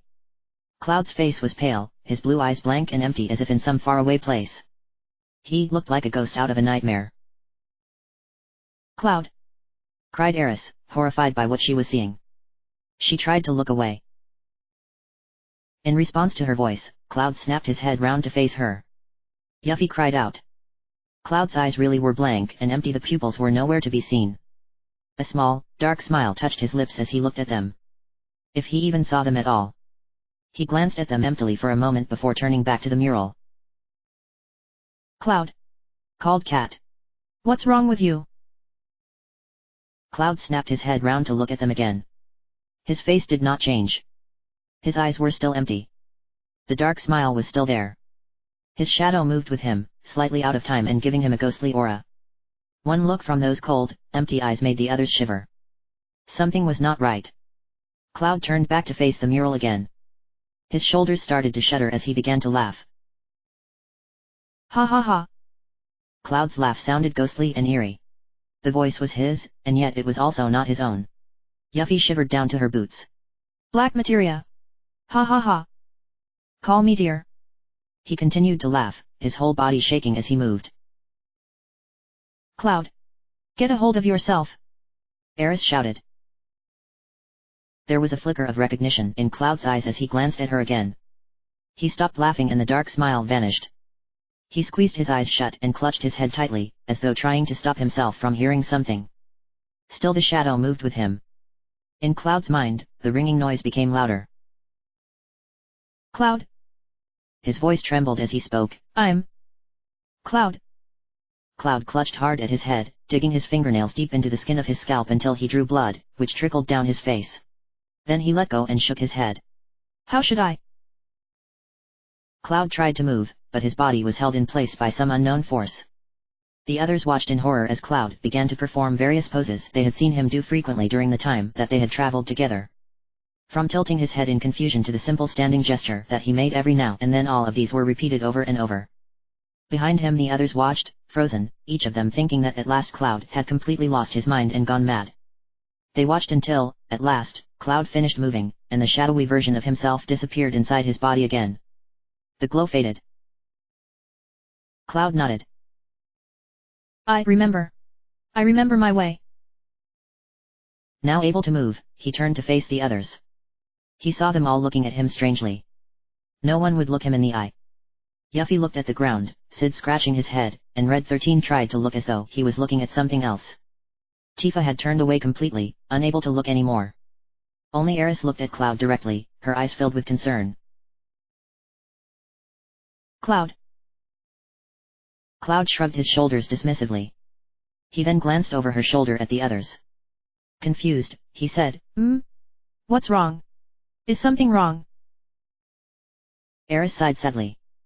As she had expected, Cloud had no memory of what had just happened. It's nothing, she lied, so don't worry about it. She turned around to face the others, a stern look in her eyes. Right, Cloud. It's nothing. The others shrugged, not wanting to say anything. Eris stared at them for a moment longer before turning back to Cloud. Sephiroth got away, she said. Don't worry about it, said Cloud, oblivious of Eris's cold, telling stare. I understand what he was saying. Not seeing the astonished gazes of the others, Cloud turned back to the mural of Meteor. So this must be Meteor, right? One by one everyone raised their heads and gazed up at the mural. It was most certainly the main focus of all the paintings, being both the largest and the clearest. All the other paintings were scratched and faded with age, while this one remained almost clear. A few scratches in the rock here and there told its age, but the image itself remained clear. The giant rock in the sky tumbled toward the people below.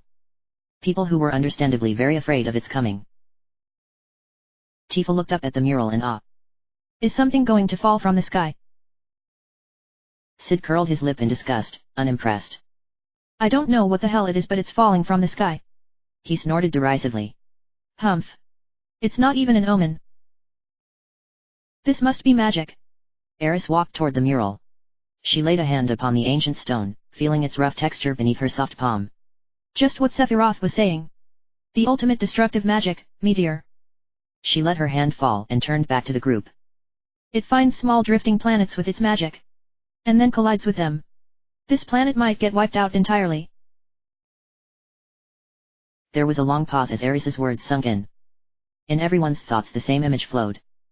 The image of a single planet floating aimlessly, harmlessly, through space, unaware that it was about to be snatched off course. When it is, it cannot escape. It is pulled by an irresistible, alluring force away from the space it knows. Before it can realize what's happening, that planet finds itself on a collision course with another planet. It cannot turn. It cannot run. It collides into that planet. Their planet. Whilst they were thinking about this, something began to happen to the chamber in which they stood. The ground began to faintly tremble beneath their feet. A dark red aura settled upon the chamber, blotting out the murals. The room also became tremendously hot, as though a fierce fire had suddenly been lit. Cloud turned his head round and round, looking to the ceiling. Sephiroth. No sooner did he realize he was wrong. He turned to face the top corner of the mural room, where a large red dragon sat waiting atop a large gap in the ceiling, which hadn't been there before. Cloud quickly drew his sword from behind him. As he moved, he was aware of the voice laughing inside his head. Ha ha ha. It is not me.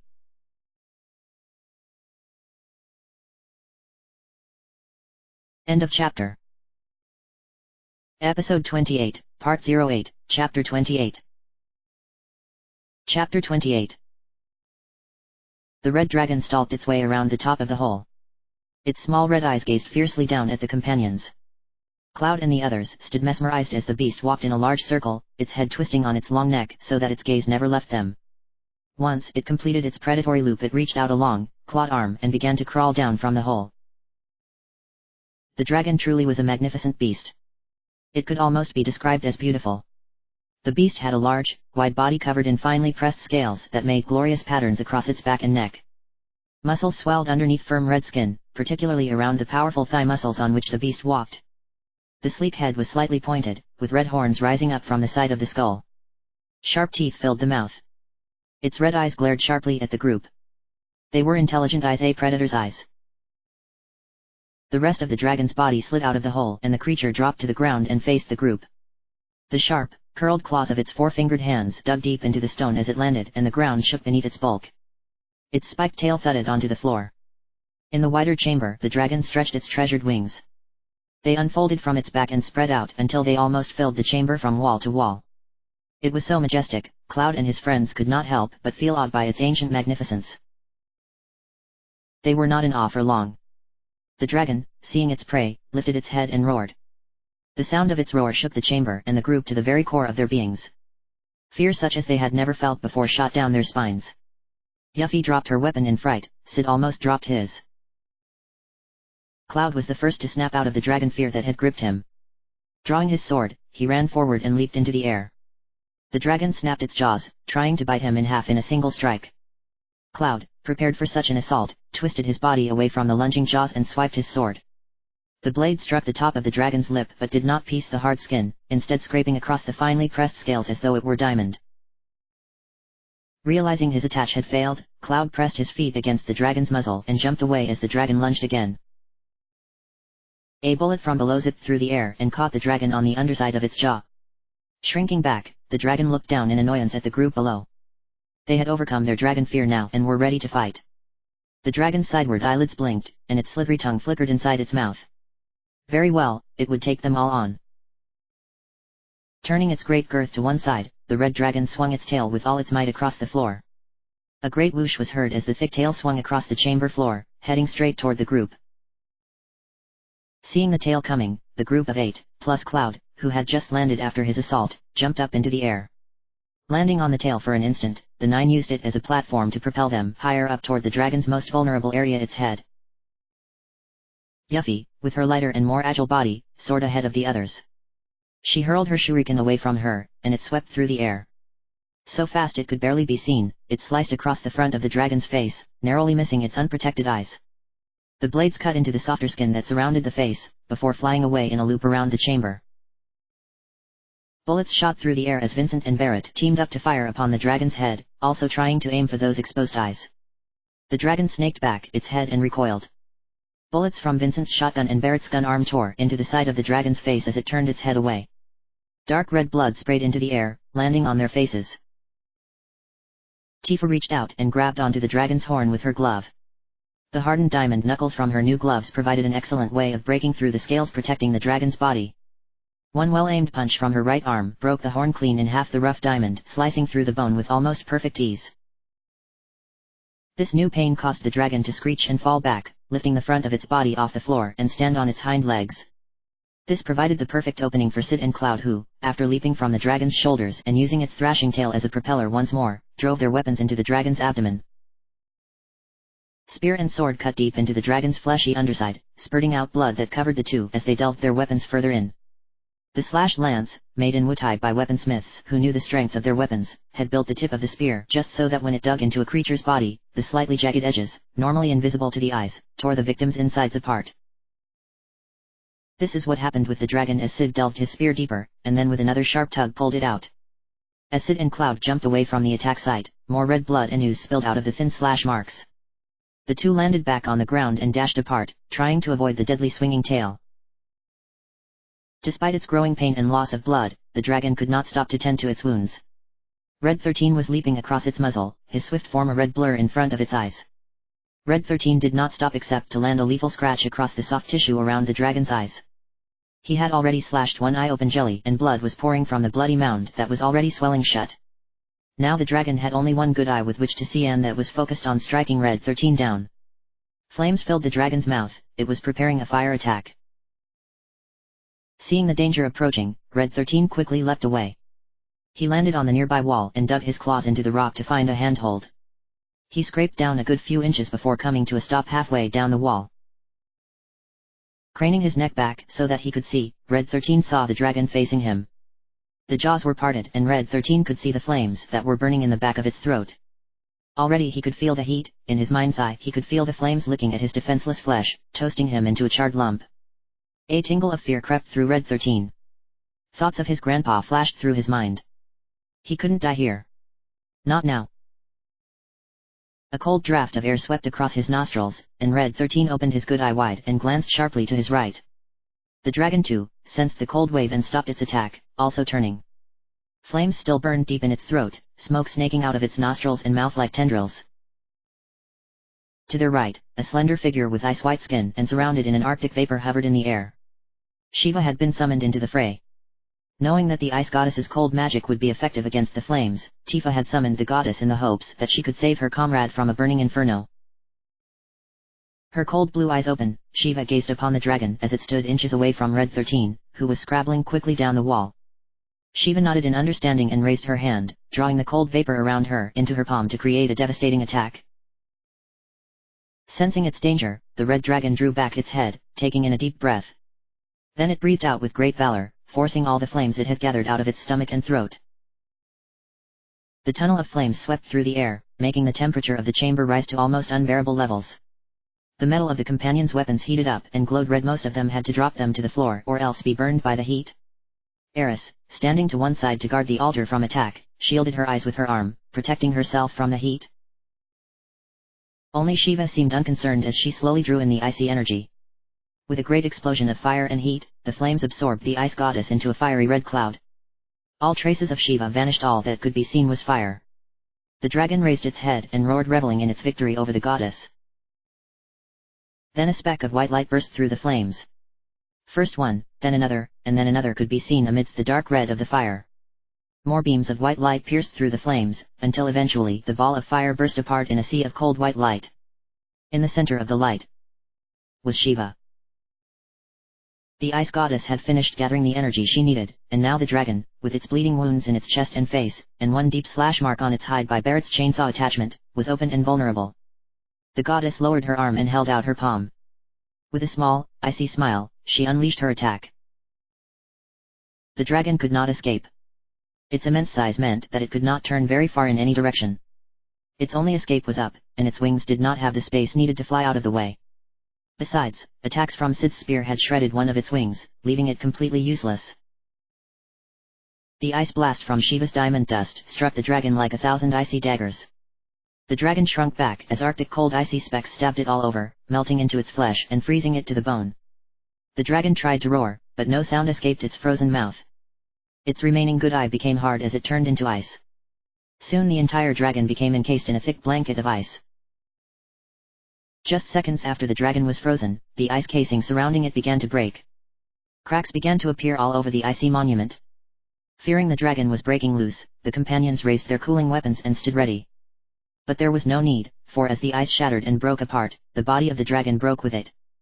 Frozen to the core of its being, to the point of becoming ice itself, the dragon melted into the floor, becoming a large puddle of icy water on the chamber floor.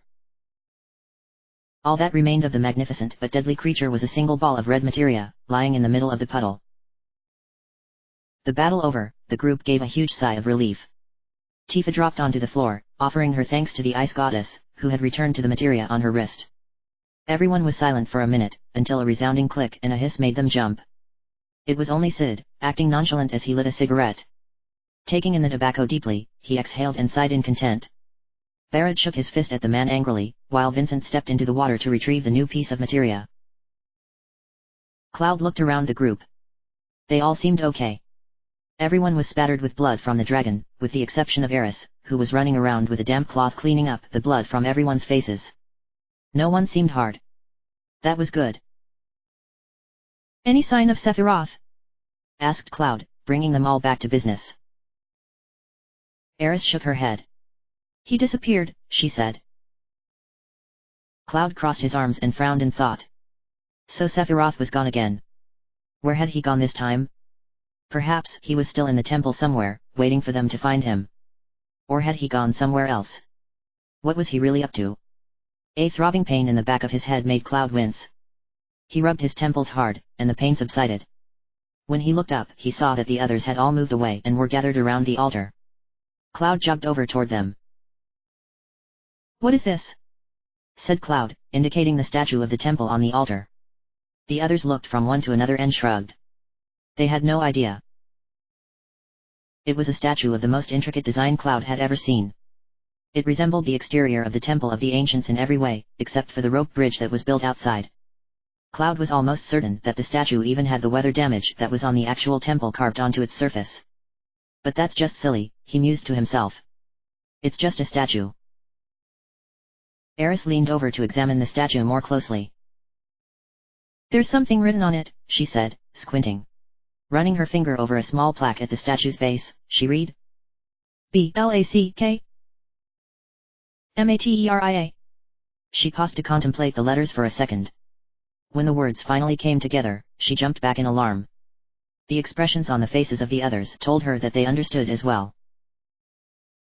This statue was the black materia. Black materia! Cloud exclaimed, his eyes wide. 9 sets of eyes fell on the minute stone statue. Was it really true? Was this stone statue the black materia? It did not look like any materia they had ever seen before. Normally materia came in the shape of a small orb that could be fitted into a slot on a person's weapon or armor, allowing them to utilize its hidden powers. Even the seemingly useless materia that Eris was using as part of her hair ribbon was shaped like an orb. If this was materia, it was certainly not the normal kind. Eris's materia. Cloud found himself drawn away from the statue and instead was looking at Eris, who was facing away from him. He could see the pale white orb of her materia amidst the thick locks of her brown hair as it curled around her neck and upper back. In the faint light from the torches, the materia looked as though it was pulsing with unknown energy. Cloud rubbed his eyes and looked again. The materia was plain and nondescript again. What did that materia do? Cloud was about to ask Eris about it, when she suddenly shook her head vigorously, and the orb became lost in her hair. Hey! The ancient exclaimed suddenly, catching everyone's attention. Everyone turned to look at her expectantly. She was an ancient, after all. But Eris didn't know what to do. Instead, she looked at Cloud eagerly. Black materia. What should we do, Cloud? Now Cloud felt all eyes turned to him as everyone waited for his decision. Cloud looked at the floor. Sephiroth was planning to injure, and perhaps destroy, the planet. Cloud had no doubt that he was planning to use the black materia to do it. If that was the case, then there was no way they could leave the black materia here where Sephiroth could get it. Cloud narrowed his eyes. Take it. He stepped up to the statue. There was nothing holding the statue in place and it did not look like there were any traps or anything. He found this rather odd, but thought nothing serious about it until he took hold of the statue and tried to lift it. The statue itself did not move. However, as Cloud tugged on it, an immense tremor shook the temple. The walls shook and trembled, sending clouds of dust and sand falling from the ceiling. A terrible groaning sound echoed against the walls as though something was screaming in pain. A ripping sound from the hidden depths below them roared up to them. It sounded as though the very temple was being ripped apart by its roots. Alarmed, Cloud released the statue, and the tremors stopped. He turned to Eris and shrugged, clueless. Wait a minute, said the ancient. I'll ask. Eris closed her eyes for a moment, her heart calling out to the many spirits that were drifting throughout the temple. Upon asking her question, she received a sudden flurry of answers, most of them inaudible. Frowning, she tried to ask the spirits to calm down and explain their answers. With some effort she was able to hear one particular spirit, although her words were still drowned out by the noise surrounding her. Eris ran a little ways away from her friends, trying to hear the spirit's words better. I don't understand, said Eris. She moved to another spot, aware all the while that the others were watching her closely. Now she could hear the spirit, but what she was saying shocked even Eris. What? Really? Thanking the spirit for the information, Eris ran back to Cloud, her face anxious. They said that the temple itself is the black materia, she told him.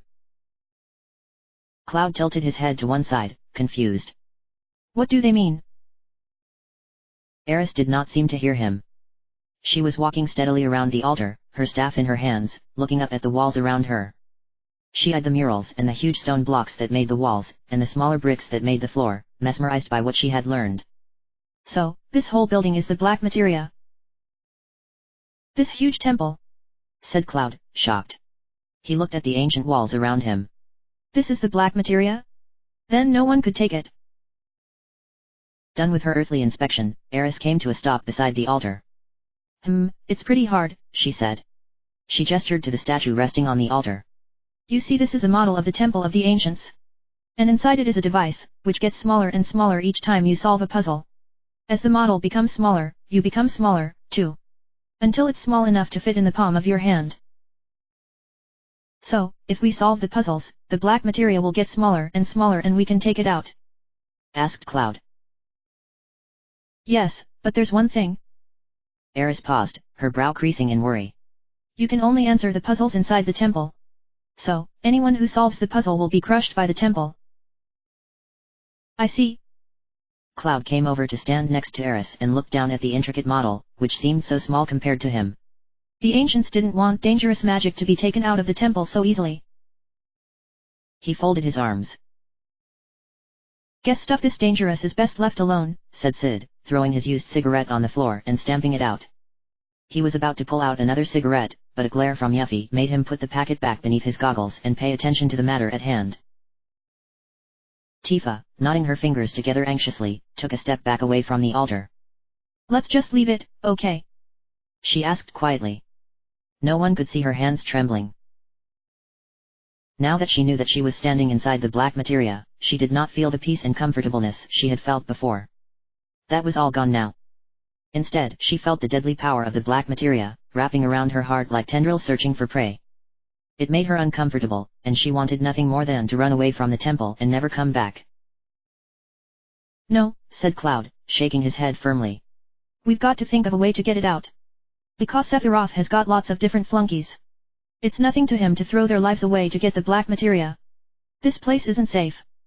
He reached out again and gently tugged on the statue, just to be sure it couldn't be moved. Like before, the temple shook violently, and more dust fell from the ceiling. So what are we going to do? Said Eris.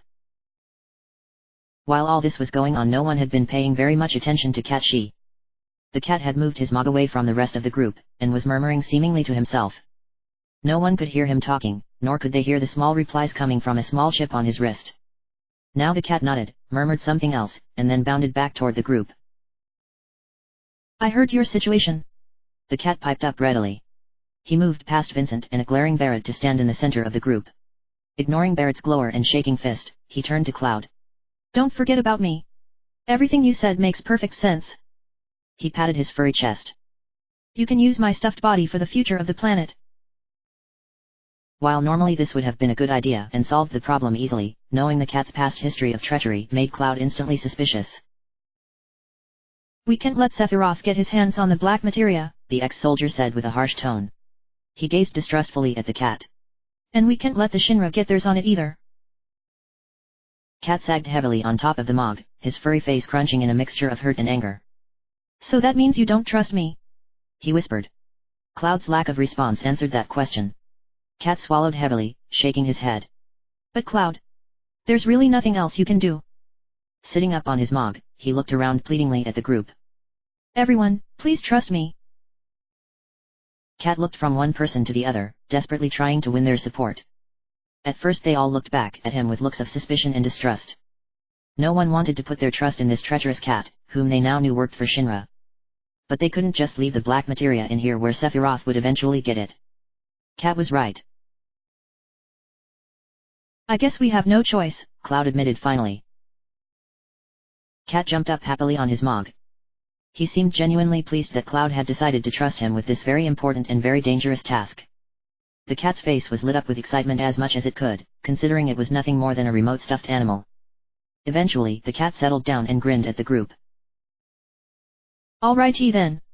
Cat exclaimed, his voice almost trembling in his delight. He patted his furry chest again with his megaphone. Leave it all to me. Everyone, hurry up and get outside.